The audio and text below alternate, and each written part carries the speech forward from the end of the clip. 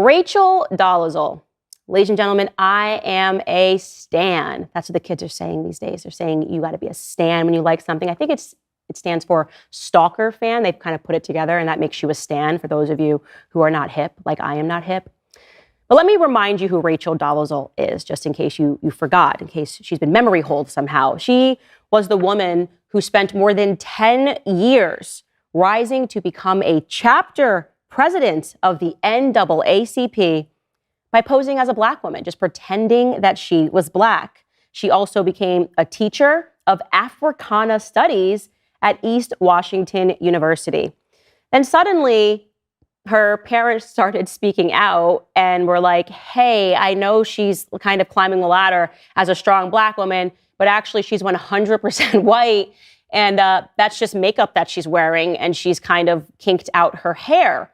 I'm going to show you a picture of Rachel Dolezal. They shared photos of her as a child. And that's her on the left. And here is her after she decided to blackify herself. You can do that. Did you know that? If you're a white person watching this, you have this as an option. You can blackify yourself. First time I've ever used that, blackify. I like it. It's staying. I'm a blackification stan. And so Rachel Dolezal, obviously, it was a huge story. How could someone be pretending to be white? Pretending to be Black, for so long. And NBC swooped in and they asked her, like, hey, what's going on? Your parents are saying and showing these photos of you as a white woman. Are you actually Black? And here is what she said. It's remarkable. Take a listen. I haven't had a DNA test. There's been no biological proof that Larry and Ruthann are my biological parents. There's a birth certificate that has your name on it and their names on it. I'm not necessarily saying that I can prove they're not, but I don't know that I can actually prove they are. The birth certificate is issued a month and a half after I'm born.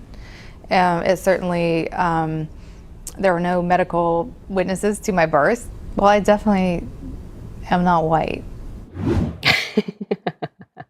I'm definitely not Black, by the way.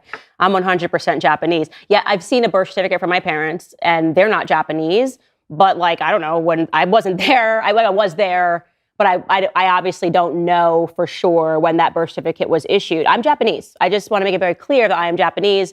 And if you guys do any work and you actually find out that my parents are Black, there's more of a conversation that we should have about genetics and how they work and why I am in fact Japanese.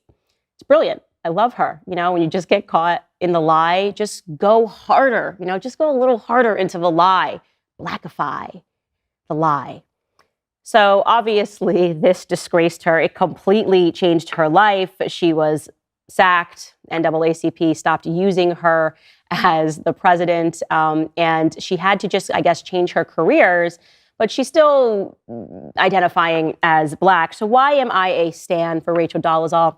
Well, because all of this happened in 2015. I view her as somebody who was just ahead of her time. And in 2015, we may have still had a little bit of sense, but by now, my goodness, why couldn't you pick your race? You can pick your gender, right? You can pick your species. We have people running around as puppies and dressed up as cats, and they are being affirmed in who they believe they are. We have men that are wearing dresses, and they're being affirmed as women. They're being encouraged. YouTube is rewriting policies to make sure that we recognize that no matter what they say, even if it is plainly evidentially false, we cannot dispute it. Because it's all about how you feel. And Rachel Dolezal felt like a Black person. So I think if she had just waited a little bit, she would still have her job at the NAACP. She was just a leader, is what she was. She was a leader in the category of insanity. Lent, the 40 days leading up to Easter, is currently happening. This is a time of intense prayer, fasting, and giving. Hallow's annual Pray 40 Challenge is one of their most popular. Last year, over 1 million people joined. This year's Pray 40 Challenge focuses on surrender and includes meditations on the powerful book, He Leadeth Me. This is a story about a priest who became a prisoner and slave in the Soviet Union during the Cold War. His story is one of ultimate surrender, and we are called to offer up our own worries, anxieties, problems, and lives to God. There will also be Lent music, Lent-specific Bible stories, and other Lenten prayers, like the 7 last words of Christ with Jim Caviezel. Hallow is truly transformative and will help you connect with your faith on a deeper level. Download the Hallow app today at hallow.com/Candace. That's hallow.com/Candace for an exclusive 3-month free trial of all 6,000 plus prayers and meditations. Now, in case you're wondering, by the way, what Rachel Dolezal is doing and why she is back in the news, well, at first she tried to rebuild her image by starring in a Netflix documentary called The Rachel Divide. She then attempted to generate some income writing a memoir entitled In Full Color. Don't feel like she actually is in full color. That didn't work out for her. She was eventually charged with theft by welfare fraud, perjury, and false verification for public assistance. So she committed some crimes, and the court documents revealed that she illegally received $8,747 worth of illegal food stamps plus $100 in child care assistance from August 2015 through November 2007. So listen, Rachel Dolezal is a whole fraud, right? She's also probably a little disturbed to live out this dream of being a Black person.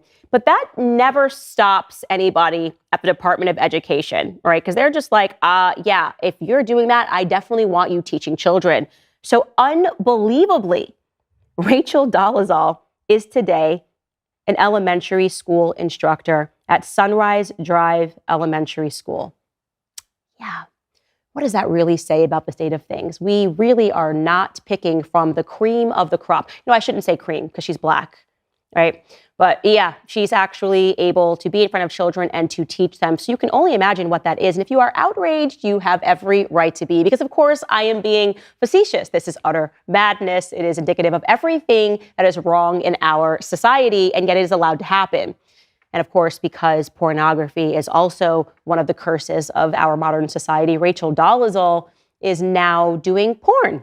Yes, don't worry, I'm not going to show you anything that is too perverse, but if you don't want to see Rachel Dolezal in lingerie, you should avert your eyes. This is her. She is, by the way, making $19 an hour at school, but she also sells content on the explicit adult site OnlyFans for $9.99 a month. And yeah, I just can't even believe that this is a thing, but it absolutely is. And she's still allowed to keep her school job. Because why? We've gotten soft on pornography. We have. That's the truth. It's everywhere. It's in ads everywhere. And now you are starting to see this, as we cover extensively on the show, that university professors, there are even school principals that are now on OnlyFans. And they're like, what's the problem? What's wrong with this? America obviously has no morals, and we are here to stay and to allow that and to spread that. So that's your update on Rachel Dolezal, ladies and gentlemen. Hey guys, if you liked this video, you will definitely like the full episode even better. You can find it by clicking right here.